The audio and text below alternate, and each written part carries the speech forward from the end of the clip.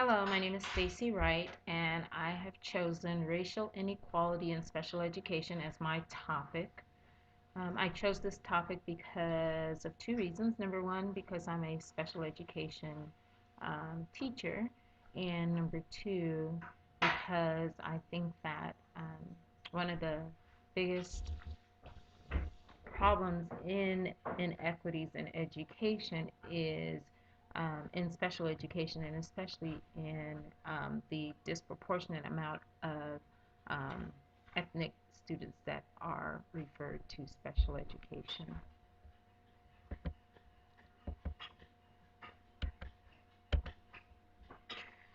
I used two journal articles from the Exceptional Children Journal.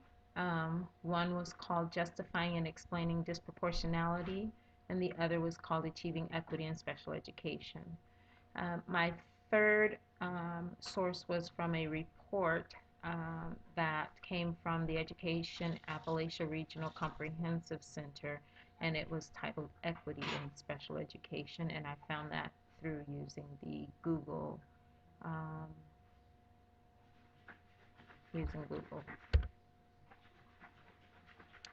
The disproportionate representation of ethnic and language minority students is among the most critical and enduring problems in the field of special education and has raised significant civil rights and educational concerns. In this presentation, I'm going to cover three topic areas. The first is going to be the historical context for current problems of racial ethnic disparity. The second will be the possible causes and conditions that create or maintain disproportionality. And the third is going to be interventions that I, as an administrator, and others can use to try and cut down on the amount of disproportionality that's found in special education. Before we go over those three topic areas, I want to first go over some key vocabulary. The first one is disproportionality. This is defined as the overrepresentation of a particular group of people in a particular group or system. This representation will either exceed our expectations for that group or differ substantially from the representation of others in that group. The second word is disparity. It is defined as the unequal or inequitable treatment of one group as compared to another. First, let's go over a little history of special education. Special education emerged out of the struggles of the civil rights movement with legislative actions such as Brown versus the Board of Education in an attempt to provide equal access to education for all students.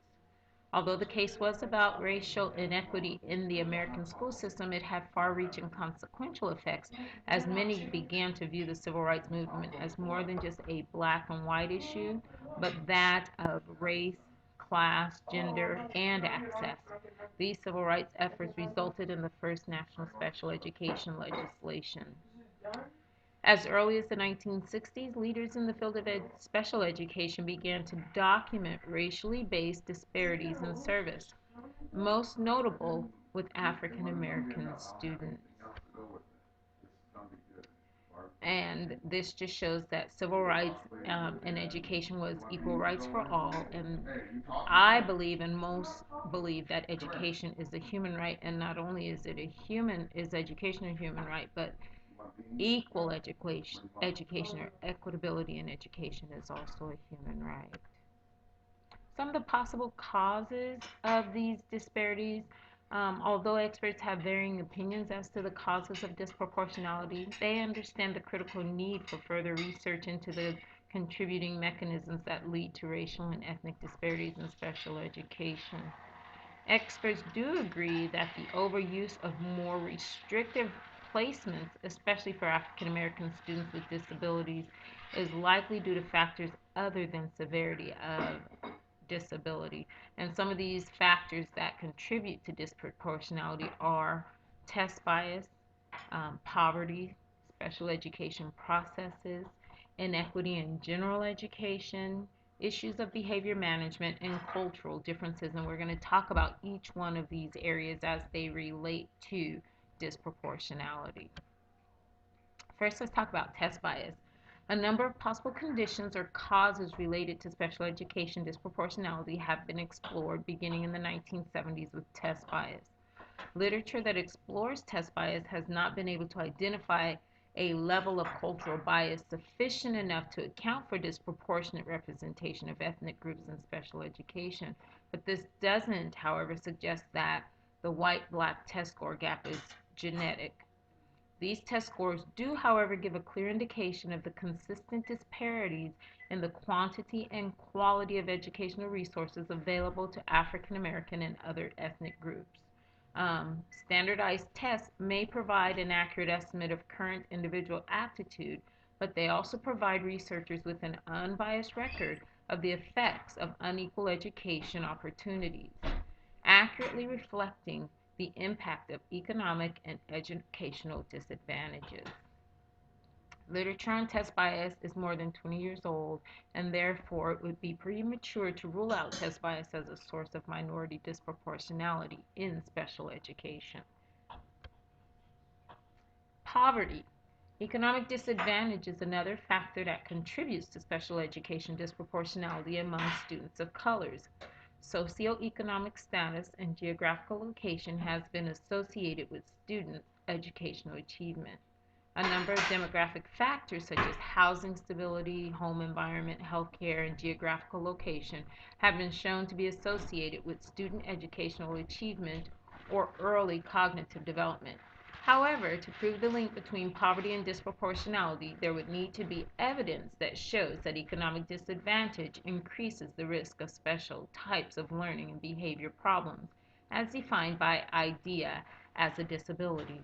Therefore, showing that poverty affects academic achievement does not prove a case for poverty as a cause for minority disproportionality and racial disparities in special education. That being said, students who are economically disadvantaged are more likely to attend schools with reduced educational resources and fewer opportunities for quality instruction, and this could explain why you find that disparity. Inequity in general education. Educational research has consistently found that student achievement is highly affected by their opportunity to learn. Therefore, we can expect that students with limited education opportunities are referred for special education services more often. An investigation into the proportion of culturally compatible teachers found that as the percentage of African American teachers increased, overrepresentation of African American students in the area of special education decreased, but in areas where the teaching force was 60% or more white, eligibility for special education rose for African American students. There has been extensive documentation of the effects of inequity in the quality and quantity of educational resources. These resource disparities have roots in segregation and inequitable school funding. Quality teaching in high poverty areas may also be limited because of recruiting difficulty in geographic areas perceived to be challenging or less desirable to work in. These inequities affect the education opportunity and achievement of children from low socioeconomic status, thus increasing the risk for special education referral. Other factors such as quality of curriculum, instruction, resources, or teacher training and their effect on disproportionality have not been directly studied. Issues of behavior management. Research has found that teachers refer minority children more often than non-minority children for special education evaluation, and that these referrals are more often for behavioral rather than academic issues. Studies have found that general education teachers are more likely to describe African American students as difficult to teach, and therefore they are more likely to be referred to special education. This biased attitude by some teachers can be explained as the possible misinterpretation of culturally based behaviors or stereotypes of the African American student, especially male students. Cultural differences. Available data has pointed to systemic responses such as educators who may mistake cultural differences for cognitive or behavioral disabilities as a possible cause of the overrepresentation in more restrictive educational environments and underrepresentation in less restrictive settings of students of color, especially African Americans. Noteworthy is a 1968 critique of the field of special education, which identified the origin of the disproportionate representation of some groups as having deep-set roots in discrimination and oppression. These are issues that have plagued race relations in our country throughout our history. So I ask you, although we have come a long way as a nation from the civil rights movement of the 60s, do you think children of color still suffer from discrimination in our educational system in 2013? Intervention. Although there is no single cause to explain ethnic disproportionality in special education, survey data collected in the 1980s by the U.S. Department of Education Office for Civil Rights showed that the distribution of disproportionality was consistent over time, and this caused a shift in research and a refocus on the forces that form and sustain disproportionate representation. In 1997, provisions concerning disproportionality were included in the Individuals with Disabilities in Education Act, and in 2004 there was an expansion of provisions in the reauthorization of IDEA. These policy changes put pressure on states to monitor disproportionality, as well as requiring that there be a review of policies, practices, and procedures when there is evidence of disproportionate representation. Other mediation includes early intervention programs for infants and toddlers that identify and provide support for children who are struggling to learn, and you'll find this a lot in your preschool program. Equality and diversity. As a leader within my school, my goal is to significantly improve educational outcomes of students from historically underserved groups.